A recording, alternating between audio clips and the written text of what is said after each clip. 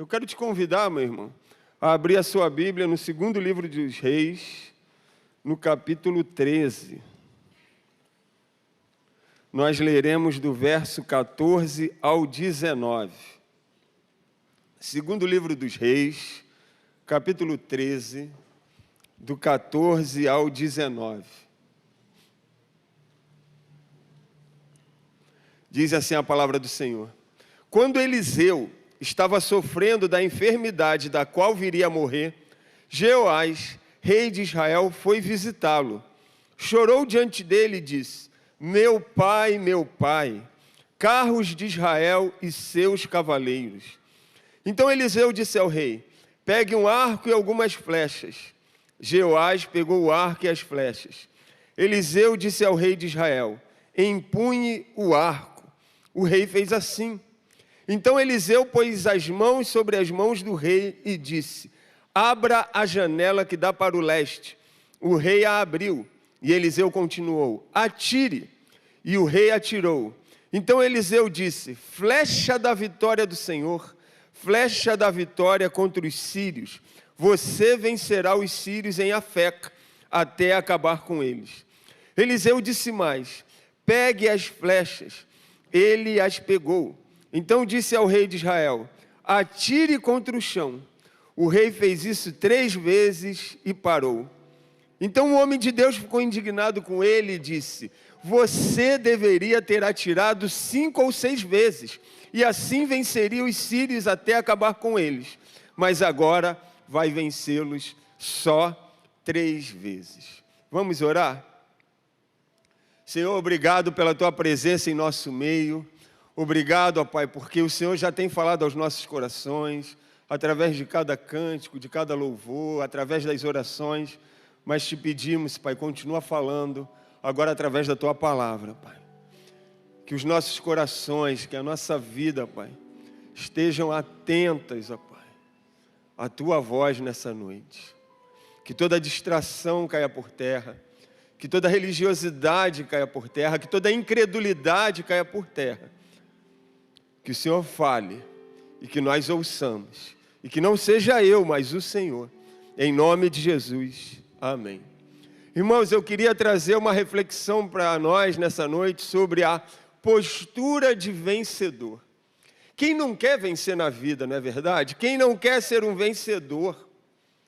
Todos nós queremos vencer. Mas o que é vencer de fato? O que é ser um vencedor? Nos dias de hoje, há uma cobrança muito grande sobre isso. Nós temos que vencer. Nós precisamos ser vencedores. Nós precisamos ser os melhores naquilo que somos, naquilo que fazemos. E devido a essa cobrança, muita gente fica presa a uma postura, uma imagem de vencedor.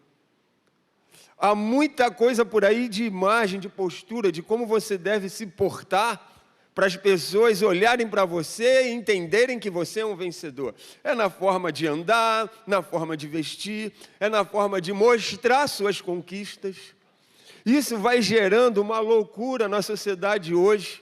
As pessoas vão ficando cada vez mais consumistas, porque elas querem ser reconhecidas como vencedores. E a imagem, então, é o que vai vender.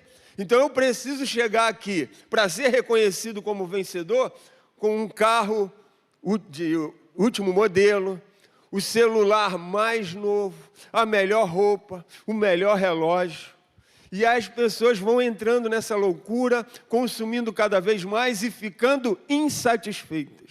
Nada do que elas têm as satisfazem. Por quê? Porque sempre vai aparecer alguém que tem mais do que você. E sempre vai aparecer algo novo, um carro mais novo, um celular mais novo, enfim. E aí fica essa loucura. E irmãos, eu quero falar para você, a pose e a imagem, ela não é suficiente para fazer de você um vitorioso, para fazer com que você tenha uma vida vitoriosa. Por quê? Por mais que você conquiste, por mais que você realize pessoalmente, por mais que você conquiste bens materiais, por mais que você se supere em todas as áreas da sua vida, sempre haverá um vazio no seu coração que só pode ser preenchido por Jesus Cristo.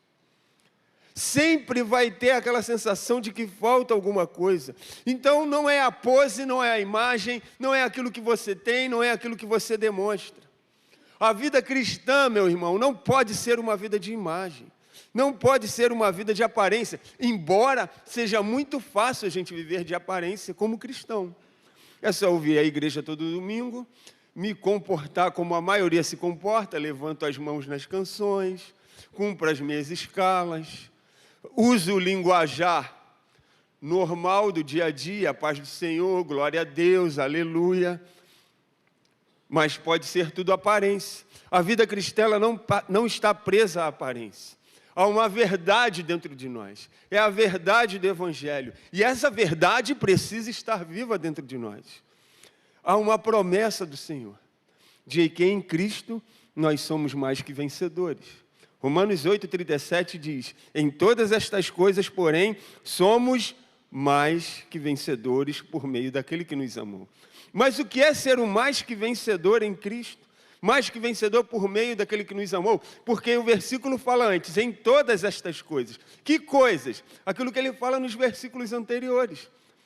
Que coisas são essas? As acusações, as tribulações, perigo, nudez, fome, espada, tudo aquilo que nós passamos, que nós atravessamos, as lutas, as dificuldades, mas mesmo em meio às lutas, nós somos mais que vencedores. Ou seja, não está dizendo que nós não teremos perdas, não está dizendo que nós não vamos sofrer em algum momento, não está dizendo que nós não iremos passar por dificuldades, mas está dizendo que mesmo em meio às perdas, sofrimentos, dificuldades, a vitória do Senhor é nossa. Amém? 2 Coríntios 2,14 fala que Cristo sempre nos conduz em triunfo. Graças, porém, a Deus, que em Cristo sempre nos conduz em triunfo. Então, meu irmão, minha irmã, postura de vencedor não se trata de imagem nem de aparência, mas se trata de hábitos e posicionamentos que nós precisamos ter, que nós precisamos adquirir para viver toda a vitória que o Senhor tem para as nossas vidas, amém? Deus tem vitória para a sua vida. Você crê nisso? Você crê nisso? Então nós precisamos nos posicionar para viver a vitória que o Senhor tem para nós. Nós precisamos dessa postura de posicionamento. E aqui nesse texto é um encontro de um rei com um profeta. O rei Jeoás, ele vai se encontrar então com Eliseu. E esse texto nos ensina muitas verdades espirituais, muito sobre essa postura de vencedor, que são de extrema importância para a nossa vida. Quem era o rei Jeoás? Jeoás era a segunda geração do rei Jeú, ou seja, ele era neto de Jeú, que também foi rei de Israel. Aí eu preciso dar uma rápida passada lá atrás para você entender melhor. O reino de Israel já estava dividido, não era mais um só reino. Quantos se lembram disso? Lá atrás, né? Roboão, quando assumiu o reinado depois que Salomão morreu, acabou dividindo o reino por causa da sua postura, do seu posicionamento inflexível. Então o reino se dividiu em dois reinos, o reino de Judá e o reino de Israel. O reino de Judá, né, com a capital em Jerusalém, ali reinaram todos os descendentes de Davi. Todos os reis que passaram por ali eram descendentes de Davi, uma dinastia. E ali em Judá, alguns reis foram muito bons, outros não foram nada bons. Em Israel, porém, não houve uma dinastia, porque havia muita conspiração, né? Uma família matava outra família, e todos os reis que passaram por Israel eram maus. Nenhum temeu a Deus. Todos em Israel foram maus. E Jeú foi um rei em Israel. Mas onde eu quero chegar? A importância do rei Jeú. Vocês se lembram que um dos piores reis, segundo a Bíblia, que passou por Israel foi Acabe. Acabe que se casou com Jezabel. E quando lá em 1 Reis, no capítulo 19, Elias está na caverna, ali passando por um momento difícil, por um tratamento de Deus, qual foi a direção de Deus para Elias? Sai da caverna, unge Eliseu profeta em seu lugar e unge também Jeú, rei em Israel. Tinha uma ordem, ele vai ungir Jeú, rei de Israel, porque tinha um propósito. Quem era o rei em Israel? Acabe. Terrível. Acabe era terrível. Quando Elias sai da caverna, ele unge Eliseu, o profeta, em seu lugar. E aí eles começam a andar juntos, Elias e Eliseu. Mas ele não unge Jeú. Não unge Jeú. E aí a história vai acontecendo. Acabe morre numa batalha.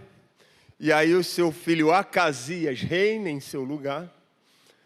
Acasias, filho de Acabe, reina somente 2 anos. Ele cai de uma janela, fica todo machucado e depois vem a falecer. E o seu irmão Jorão passa a reinar. E reinou 12 anos. E nada de ungir Jeú. Nada de ungir Jeú. Jorão ainda reina 12 anos. E aí quando Jorão está reinando, Elias já havia subido aos céus, Eliseu unge Jeú, lá em 2 Reis, capítulo 9. Na verdade, Eliseu manda ungir Jeú. Ele manda um discípulo dele, vai até Jeú e unge ele, rei de Israel. Aí a gente até percebe a diferença dos 2 ministérios entre Elias e Eliseu. Eliseu centralizava, não delegava nada. Elias não delegava, centralizava tudo. Eliseu delegava, Eliseu se relacionava, Eliseu tinha vários auxiliares, Eliseu tinha uma escola de profetas, mas isso é assunto para uma outra pregação, uma outra ministração. Enfim, e Jeú é ungido. Quando Jeú é ungido, ele mata o rei de Israel, Jorão, mata Jezabel, que ainda estava viva, e mata todos os filhos de Acabe, para não ter ninguém para reivindicar aquele reinado. Era assim que a coisa funcionava e era assim também a maneira como o Senhor julgava, né? Se manifestava o juízo dele. Lembrando que todos os reis eram maus e tiveram todas as oportunidades, inclusive Jeú. Porque ele fez tudo certo até aqui, ele cumpriu o propósito de Deus. Depois que ele mata os filhos de Acabe, ele acaba com os sacerdotes de Baal que ainda tinham, e ele destrói o templo de Baal que foi construído em Samaria por Acabe. E aquele templo de Baal em Samaria acaba virando uma latrina. Mas depois disso, ele acaba com a adoração de Baal em Israel, ele vai adorar o bezerro em Betel e em Dan. Ele vai adorar os bezerros de ouro que Jeroboão havia construído. Ou seja, ele cumpriu um propósito, mas não permaneceu na presença de Deus. Esse era Jeú. E aí o mal continuou a prosseguir em Israel. Aí depois de Jeú vem Jeoacás, seu filho, e Jeoás, seu neto. Chegamos em Jeoás. E Jeoás, ele assume o reinado em Israel com muitos problemas, irmãos. Muitos problemas, muitas crises. Por quê? Porque havia uma nação inimiga, a Síria, que o tempo todo subjugava, castigava o reinado de Israel, porque o próprio Deus havia falado, se o povo não me adorar, não me seguir, não se relacionar comigo, vai sofrer as consequências de seus pecados. E uma das consequências era a perseguição, a opressão das nações inimigas. Então a Síria estava lá, oprimindo, castigando Israel, com muitas invasões. Muitas cidades israelenses já haviam sido tomadas pela Síria. No tempo de Jeoacás, inclusive, o pai de Jeoás. E aí Jeoás assume o reinado em crise.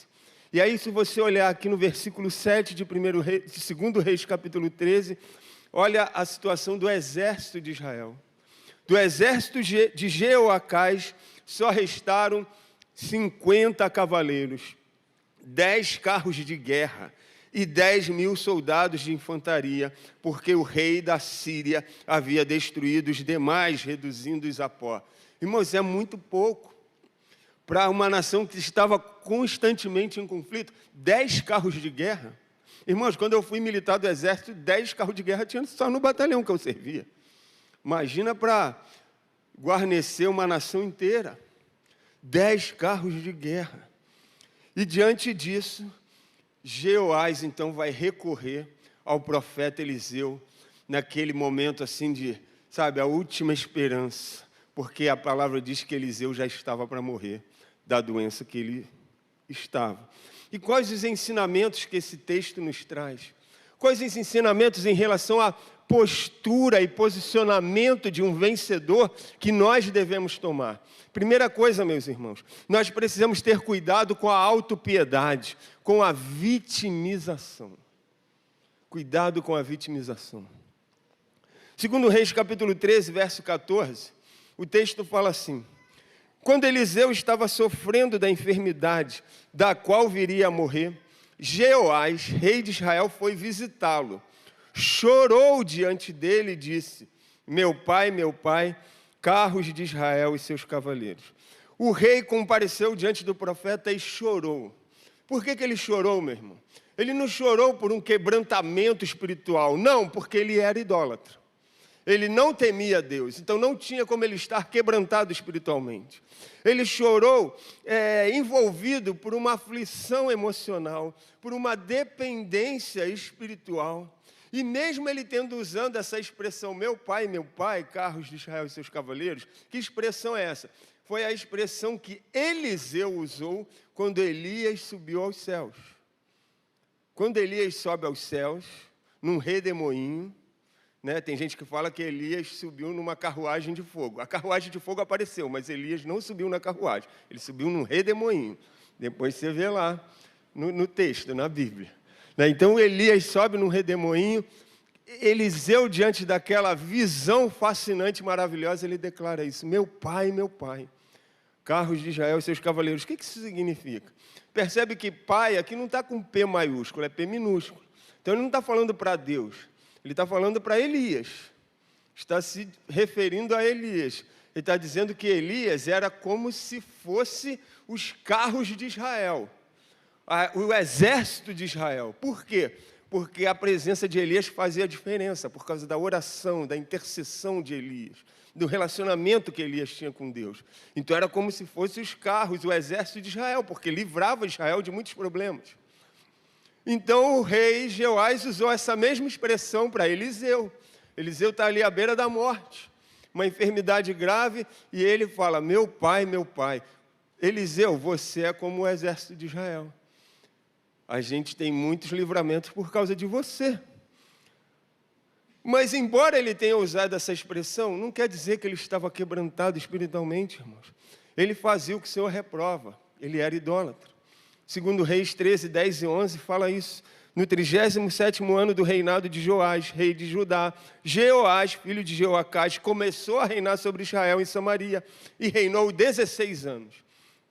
Fez o que era mal aos olhos do Senhor. Não se afastou de nenhum dos pecados de Jeroboão, filho de Nebate, que este levou Israel a cometer. Porém, andou neles, andou nos pecados. Ou seja, o rei até reconhecia que muitas vitórias políticas, militares de Israel eram devidas às orações de Eliseu, à intervenção de Eliseu, dos conselhos de Eliseu. Mas o rei não cumpriu o seu papel diante de Deus. Ou seja, o rei ali, irmãos, ele estava apavorado com as ameaças dos sírios. Ele não tinha um exército suficiente para lutar contra os sírios. Então ele dependia da oração de Eliseu, mesmo sendo idólatra.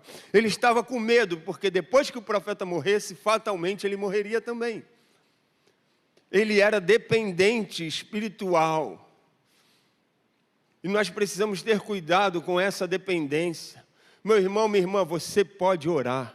Você pode entrar na presença de Deus. Você pode batalhar espiritualmente. Você não precisa de alguém para fazer isso por você. Você tem acesso ao Santo dos Santos através do sangue de Jesus. Você tem acesso à presença de Deus. E eu digo mais. O rei, ele ainda estava com medo de, depois que Eliseu morresse, e Israel vivesse uma derrota terrível, ao ser cobrado por isso, ele ainda poderia dizer: a culpa não é minha, foi o profeta que morreu. O que é isso? É o vitimismo. É quando não assumimos as nossas responsabilidades devido a situações que aconteceram com a nossa vida e nós usamos isso muitas vezes de escudo. Irmãos, tem pessoas que elas ou ficam dependentes espiritualmente de algumas pessoas, ou elas ficam tão envolvidas com seus problemas, tão vitimizadas, que estão sempre procurando justificativas para as suas derrotas e frustrações. Nós precisamos ter cuidado com esse tipo de postura. Nós precisamos ter cuidado com o vitimismo. O que é o vitimismo? É esse sentimento de ser vítima, né? Depois que passa por algum tipo de opressão, maltrato, arbitrariedade, né? E aí vem sempre esse sentimento sobre alguma coisa que lhe acontece. É a tendência a se vitimizar, a se fazer de vítima. O vitimista é aquele que assume a postura de que tudo que acontece com ele, ele não pode fazer nada porque ele é apenas uma vítima passiva de algo ou alguém que está sempre conspirando contra ele. Ou seja, a culpa ou é do governo, ou é da sociedade, ou é de um grupo, ou qualquer outra coisa que está sempre conspirando contra ele. Sempre terceiriza a culpa de tudo que acontece contra ele. Exemplos. Não foi bem na prova, não está indo bem numa matéria, na escola, na faculdade. A culpa é do professor, que o persegue. Uma situação difícil no trabalho, a culpa é do chefe, é do gerente. Uma situação na igreja, a culpa é do pastor, é do líder, que me magoou, que me chateou, que me feriu. Irmãos, todos nós passamos por alguma situação dessa. E tudo bem ter culpados, porque acontece. Você pode ter um professor que te persegue na faculdade, você pode ter um chefe que te persegue no trabalho, você pode ter vivido uma situação difícil na igreja, nessa ou em alguma outra. Mas você não pode viver escondido atrás disso. Você não pode viver dando essa desculpa para tudo que dá errado na sua vida. Você precisa vencer isso, você precisa vencer essa etapa da sua vida. Até quando nós vamos ficar dando justificativas por aquilo que não alcançamos? Irmãos, lutas, adversidade, angústia, palavras lançadas sobre nós, traumas, dores, situações de abuso, qualquer um de nós podemos passar. Só que quando passamos, nós somos tentados a achar que não existe solução para esse problema. E aí começamos a nos enxergar apenas como vítimas. E a gente não consegue sair desse lugar. Você precisa sair desse lugar. Isso está virando uma cultura, irmãos. A cultura da vitimização. Por quê? Porque essa cultura estimula a transferência de responsabilidade. Olha, se isso aconteceu com você é porque tem uma fonte ali. E ok, tem mesmo, tem uma fonte. Aconteceu ali alguma coisa. Ou foi alguém, uma palavra. Foi, eu sei que foi. Só que depois que você encontra a fonte, você começa a justificar tudo que dá errado. Ah, eu sou assim porque o meu pai abusou de mim.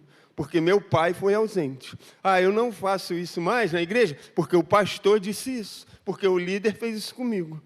Ah, eu não consigo me formar na faculdade porque tem um professor lá que me persegue. Você precisa vencer isso. Você precisa fazer algo. Você precisa sair dessa posição de vítima. Aí a sociedade vai estimulando essa cultura da vitimização porque transfere a responsabilidade e gera um breve conforto psicológico. Você tem um breve conforto porque você começa a dizer que a culpa não é sua. Mas, em compensação, você também não consegue sair desse lugar, não consegue avançar. E é mais fácil mesmo, é mais confortável colocar a culpa no outro, no pai, na mãe, no professor, no chefe, no pastor, nas circunstâncias, no passado. Mas até quando, irmãos? Até quando? Em todo momento vai aparecer uma situação que vai se levantar contra você. Pode ser das mais simples às mais complexas. Mas você vai precisar sair desse lugar. Eu, quando fiz minha faculdade, antes de fazer teologia, eu me formei em gestão financeira. E aí você sabe, como toda faculdade, você escolhe lá o seu curso e quando você monta a grade, você sempre tem que botar uma ou duas matérias eletivas que não tem nada a ver com o seu curso. E aí, em um semestre lá, um determinado semestre, eu precisei colocar uma matéria lá eletiva, aí eu escolhi uma de RH. Gestão do clima organizacional. Fui eu no primeiro dia de aula de gestão do clima organizacional, matéria de RH. Quando eu entrei na sala de aula, pensa numa sala lotada. E todos ali de RH. Não tinha ninguém diferente, só eu, gestão financeira ali. E todos de RH e já avançados, já estudando junto, todo mundo se conhecia. Então, quando eu entrei na sala, todo mundo ficou olhando assim para a minha cara. Quem é esse cara? Aí fala assim, aqui é RH, gestão do clima organizacional. Eu falei, não, é essa mesmo. Aí sentei, tinha uma cadeira lá, eu sentei. E todo mundo olhando assim para mim, quem é esse cara, quem é esse estranho? Né? Irmãos, e como toda matéria de RH, ou quase toda, né, o professor ia lá, dava matéria, ensinava matéria, e no final mandava juntar em grupo de 2 ou 3, passava um trabalho, um estudo de caso, e aí quando eu me virava para procurar um grupo, já estavam todos os grupos formados. Eu falei, gente, deixa eu entrar num grupo aí, posso entrar no seu grupo? Posso entrar no seu grupo? Não, já está formado. Pensa num pessoal assim, difícil. Eu falava, meu Deus, aí quando deixava, eu percebia que deixava, mas assim, com uma má vontade, sabe? Aí, tá bom, entra aí. Aí eu, tá bem, participava. Muita coisa eu não entendia realmente, não estava na minha área. Irmãos, enfim, teve a primeira avaliação, uma prova que valia 10, consegui tirar 7, estava na média. Então ia ter a segunda avaliação, eu precisava fazer 7 para manter os 7 e ficar na média. Aí o professor tem a brilhante ideia de dar uma prova que valia 7 e um trabalho em grupo que valia 3, para compor o 10. Irmãos, quem disse que eu conseguia entrar num grupo para fazer o trabalho? E pensa num trabalho assim bem difícil. Tinha que simular uma empresa, simular os problemas da empresa e como que o gestor ia lidar, porque isso que é gestão do clima organizacional. Se lidar com problemas internos da empresa, problemas das pessoas. Irmãos, eu não conseguia entrar num grupo. E eu podia ter parado aí, falou, não vou fazer mais essa matéria não. Essa turma não deixa ninguém... E, gente, minha esposa é de RH. E até hoje eu brinco com ela, quando a gente toca nesse assunto. Eu falo, esse pessoal de RH é tudo metido mesmo. Não deixa ninguém se relacionar e tal. Irmãos, pensa num negócio assim, eu podia ter parado aí e ter ficado como vítima. Não vou fazer, vou trocar, ninguém me ama, ninguém me quer, ninguém me aceita, todo mundo me rejeita.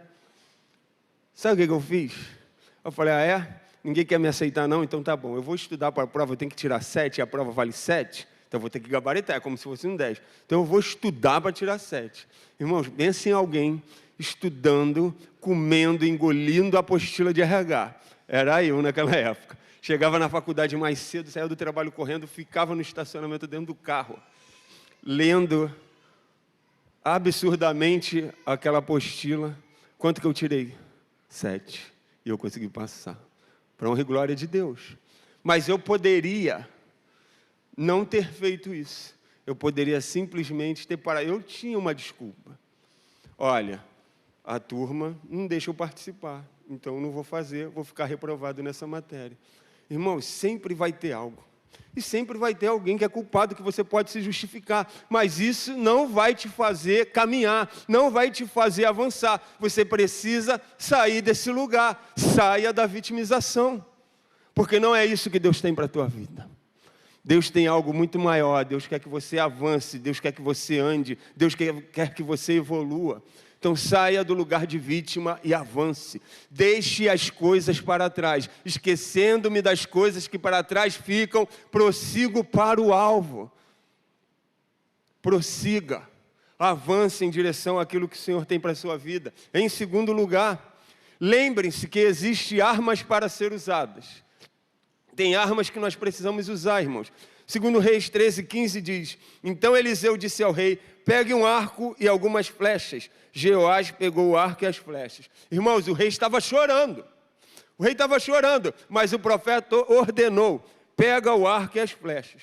Pode ser que enquanto você está chorando, se lamentando, o Senhor já tem uma direção para você e manda você pegar as armas. Você precisa estar atento à direção de Deus. Você precisa estar atento.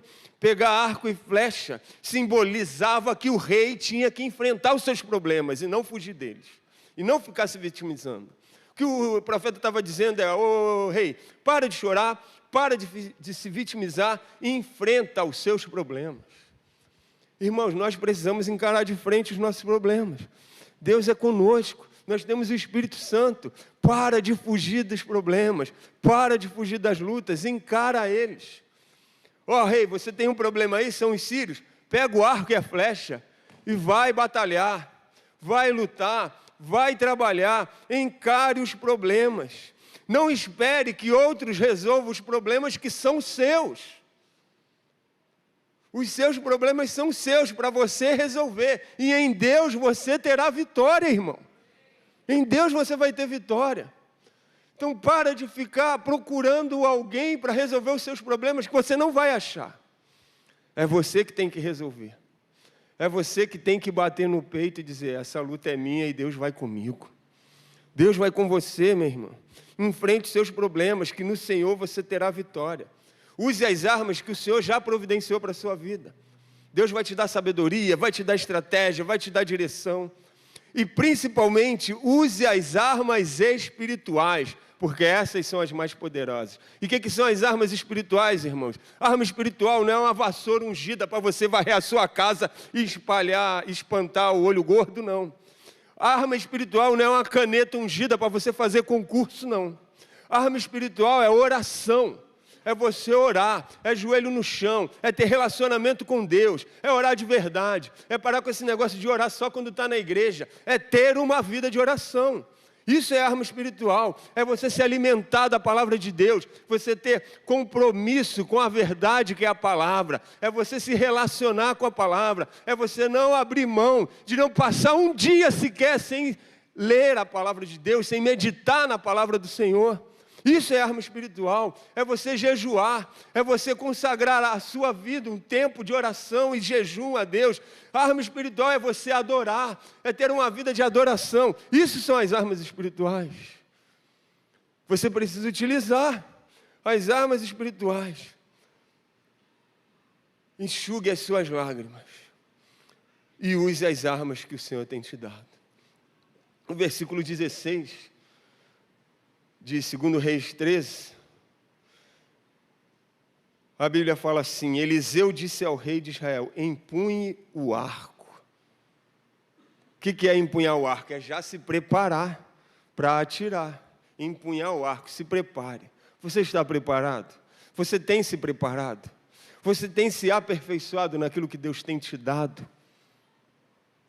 Irmãos, eu me lembro que quando...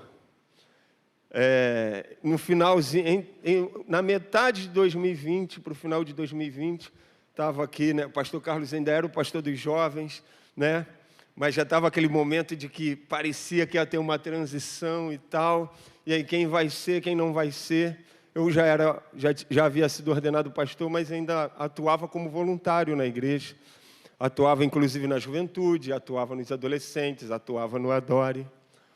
E um dos pastores me procurou, me chamou, ele me levou para almoçar e falou assim: se eu fosse você, eu se preparava, porque pode acontecer uma oportunidade na sua vida. Irmão, no mesmo dia eu já comecei a procurar livro, literatura sobre liderança de juventude, procurei já me atualizar. Eu não sabia o que ia acontecer, ninguém havia me prometido nada, mas eu procurei me preparar. Empunha o arco.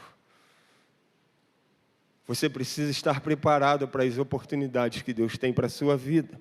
E aí acontece uma outra situação bem interessante, porque o versículo 16 também diz que o profeta colocou as suas mãos sobre as mãos do rei. O profeta, meu irmão, minha irmã, ele representava o Senhor, ele era um representante de Deus. Então, muitas ações que o profeta tinha eram ações, atitudes proféticas, apontando que era o próprio Deus quem estava fazendo. Então, quando o profeta ali naquele momento põe as mãos sobre o rei, estava simbolizando que era Deus que estava colocando as mãos dele sobre as mãos do rei. O Senhor, ele deseja estender as mãos dele sobre as suas mãos. Você não está sozinho nessa luta. Você não está sozinho. Terceira coisa, terceira atitude, terceiro posicionamento para você ser um vencedor: amplie a sua visão. Amplie a visão. O verso 17 diz assim: e disse, abra a janela que dá para o leste. O rei a abriu, e Eliseu continuou, atire, o rei atirou. Então Eliseu disse, flecha da vitória do Senhor, flecha da vitória contra os sírios. Você vencerá os sírios em Afeca até acabar com eles. Abrir a janela, meu irmão, é ampliar a sua visão. Porque depois que você vence a dependência espiritual, a vitimização, você se apropria das armas que Deus dispõe para a sua vida, você entende que não está sozinho na luta, na batalha, você precisa visualizar as reais possibilidades. E para isso você precisa ampliar a visão. Você não pode olhar com uma visão limitada. Você precisa pedir ao Senhor que Ele dê a você a visão que Ele tem sobre a situação que você está enfrentando. Amplie a sua visão, abra a janela. Não tem como atirar flecha com a janela fechada. Porque se atira a flecha com a janela fechada, o que vai acontecer? Ela vai bater na janela e vai voltar, vai rebater. Eu me lembrei agora, até que quando tinha um aquário aqui na bateria, eu tocava bateria aqui no culto, uma vez a baqueta quebrou, bateu no aquário e voltou, quase que pegou no meu rosto, eu desviei. E eu olhei assim para todo mundo, ninguém percebeu, graças a Deus, o culto continuou na bênção. Mas você precisa abrir a sua visão, abrir a janela, para a flecha não voltar, para a flecha não rebater. Abra a sua visão, como que você tem enxergado?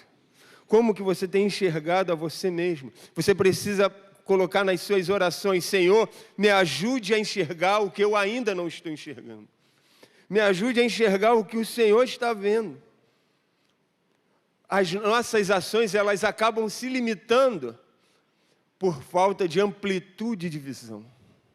Por falta de uma visão ampliada, uma visão daquilo que o Senhor já está enxergando. Amplie a visão sobre você mesmo. Amplie a visão, peça para você se enxergar como Deus te enxerga. Porque Deus te enxerga de uma maneira que talvez você não esteja se enxergando. Quando a gente olha para Moisés, lá em Êxodo 3, quando Deus se manifesta na sarça ardente, como que Moisés se enxergava ali, meu irmão? Moisés, foi criado como um príncipe no Egito, a melhor cultura, a maior ciência, a maior nação na época, mas ele fugiu dali porque havia cometido um crime e foi parar no deserto de Midian. Moisés agora morava num deserto, ele até tinha se casado, mas ele não tinha terra, ele não tinha propriedade, ele morava na casa do sogro, ele não tinha bens, ele não tinha o seu negócio, ele trabalhava cuidando das ovelhas do sogro. Como que Moisés se enxergava? E ele ainda dizia, algumas versões da Bíblia diz que ele dizia que era gago, em outras versões pesado de fala ou pesado de língua. Enfim, ele tinha alguma dificuldade para falar, para se expressar, como que ele se enxergava. Mas como Deus o enxergava, você será o libertador de Israel. Em Gênesis 13, tem um conflito lá entre os pastores de Abraão e os pastores de Ló. E aí eles precisam se separar. E Ló, com uma visão bem limitada, ele olha aquilo que foi agradável aos olhos humanos e escolhe ali uma terra, que era Sodoma e Gomorra. Abraão, por sua vez, fica em Canaã. E talvez tenha tido ali algum conflito, porque Ló ali parecia ser muito promissor onde Ló estava. Mas Deus amplia a visão de Abraão. Ainda no capítulo 13, Deus manda Abraão olhar para o céu. E aí ele fala, você pode contar as estrelas? Não pode, né? Então, mas assim como as estrelas dos céus não podem ser contadas, assim serão seus descendentes, que morarão, habitarão, possuirão essa terra que hoje eu estou te dando. Ampliar a visão. Ampliar a visão. Por outro lado, Ló, na sua limitação, ficou ali, e acabou que nem ficou no futuro. Ele perdeu tudo ali, inclusive a sua família. Ele perdeu a sua esposa, porque olhou para trás, virou estátua de sal. Você conhece a história. Você precisa ampliar a sua visão, para você não ser enganado pela visão carnal e humana, mas você prosseguir segundo a visão de Deus, aquilo que Deus tem para a sua vida. Gideão, quando Deus se manifesta a Gideão, como que ele se enxergava? né, os israelitas ali sendo assolados pelos moabitas. E aí Deus fala para Gideão: vai nessa tua força, homem valente. Como que Gideão se enxergava? Senhor, eu sou o menor da menor família, da menor tribo. Mas como Deus enxergava? Homem valente, o grande líder, que depois libertou Israel. Ampliar a visão. O servo de Eliseu, em 2 Reis, capítulo 6, quando Eliseu e seus servos estão cercados por um exército inimigo, e aquele servo de Eliseu fica desesperado: Senhor, o que vai acontecer com a gente aqui? Nós vamos morrer, tem um exército aí fora para nos matar. E Eliseu tranquilamente fala: Senhor Deus, abre a visão desse rapaz aí.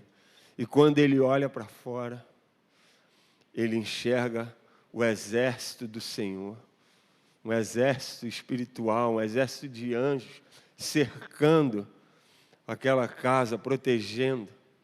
Irmãos, você precisa ampliar a sua visão. Quarta atitude, você precisa saber a hora de agir. Versículo 17 de 2 Reis 13.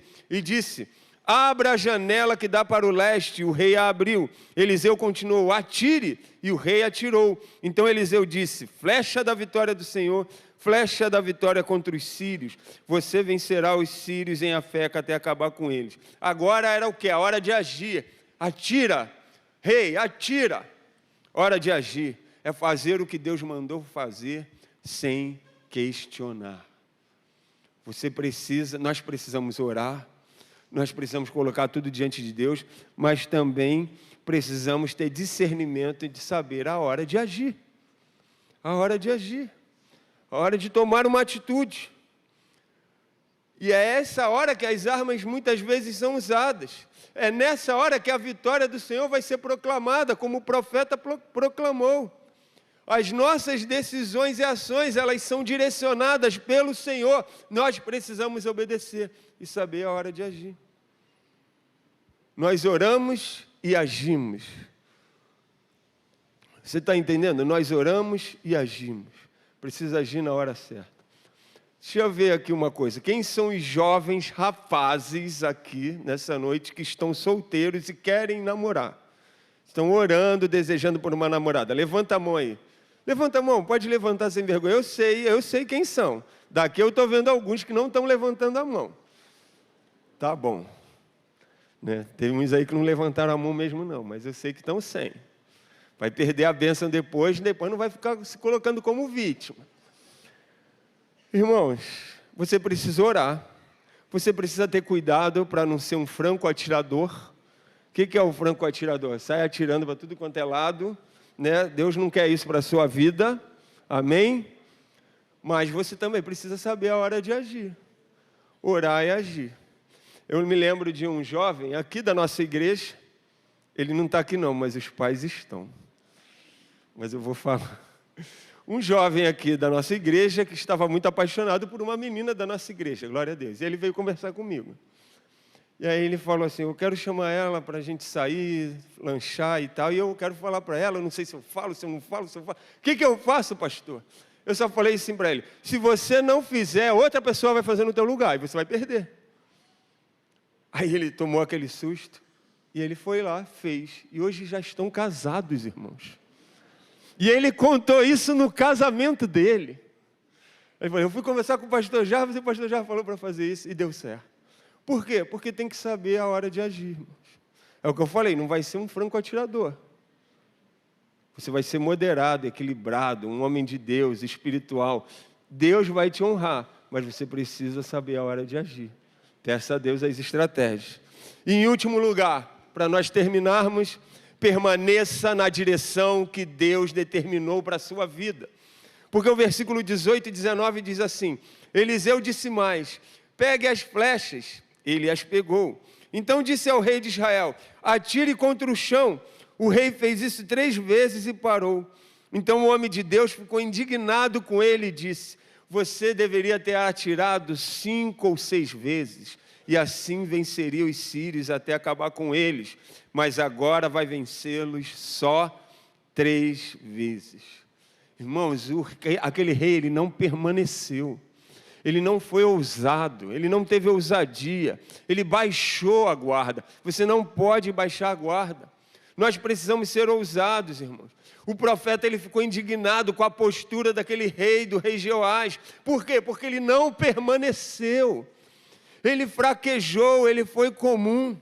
Ele foi indiferente com o que estava acontecendo, ele foi indiferente com a palavra do profeta. Jeoás não teve zelo suficiente com a palavra profética que estava sobre ele. Nós precisamos ser zelosos, irmãos, com aquilo que Deus nos fala. Nós precisamos ser zelosos com toda a direção que Deus nos dá. Nós temos que permanecer. Mas nós temos essa dificuldade. Seja com coisas espirituais ou com outras coisas da nossa vida. Nós muitas vezes começamos muitas coisas e não terminamos. Começamos projetos e não acabamos, não finalizamos. Nós prometemos coisas a nós mesmos. Final do ano, então, é a época, né? Chega novembro e dezembro, começa a época das metas. Metas para o ano que vem. Vou entrar para a academia, vou me alimentar melhor, vou ler mais a Bíblia, vou estar mais presente na igreja, eu vou fazer uma outra faculdade. Começa o ano e vamos lá para as metas. Chega em julho, mais da metade a gente já abandonou. A gente já desistiu, por quê? Porque a gente não permanece. Muitas vezes fazemos votos com Deus. E a palavra de Deus fala que se a gente votar e não cumprir, é melhor nem votar, porque vira um voto de tolo. Nós precisamos permanecer, irmãos. Você precisa permanecer, ter zelo. Aquele rei Jeoás, ele receberia vitória plena contra os sírios, se ele permanecesse, se ele obedecesse. Mas ele obedeceu até certa parte. Obedecer até certa parte não é obedecer, irmãos. Obedecer 90% não é obedecer, porque Deus requer de nós 100% de obediência. Nós precisamos permanecer nas posições que nós nos dispusemos a ficar. Faltou para aquele rei a insistência de continuar até a vitória final. Faltou perseverar. Talvez o que está faltando para a sua vida, para você ter a vitória, é permanecer, é perseverar, é insistir, é ir além. Como eu falei, eu fui militar durante 3 anos. E uma das coisas que se falava lá, né, nas provas lá de resistência, aquelas coisas todas que militar faz, é uma das coisas que os líderes lá falavam era o seguinte: quando você acha que o teu corpo não está mais aguentando, pensa aí que você tem mais 10, 20% de resistência para ir até o fim. Eu falei, é verdade. É verdade. Irmãos, esses dias não, alguns meses aí eu voltei a correr, eu voltei a fazer exercício físico. Aí estou correndo. O primeiro dia foi difícil, irmão, porque o corpo já estava desacostumado. E aí só que eu coloquei metas. Eu falei, eu corro aqui, né, em frente aqui à minha casa, nesse circuito aqui, Pastor Miranda Pinto, ali. E aí ali tem, o que eu faço? Tem uns quebra-molas, uns postes, então eu ponho isso como marca. Eu vou dar uma volta até aquela ponte ali, depois do poste. Irmãos, no primeiro e no segundo dia, parecia que o poste e a ponte não chegavam nunca. A vontade que eu tinha era de parar, mas eu lembrava disso. Quando parece que não está aguentando, não, ainda tem mais 10, 20% que a gente tem que tirar, não sei de onde. Irmãos, assim é na nossa vida espiritual, é nas nossas lutas, nas nossas batalhas. Quando parece que não vai dar, você precisa insistir, você precisa tirar os 10, 20%, porque você tem o Espírito Santo de Deus, e Ele vai te sustentar, Ele vai continuar com você. Você precisa permanecer. Não se contente com o pouco, não se contente com o parcial.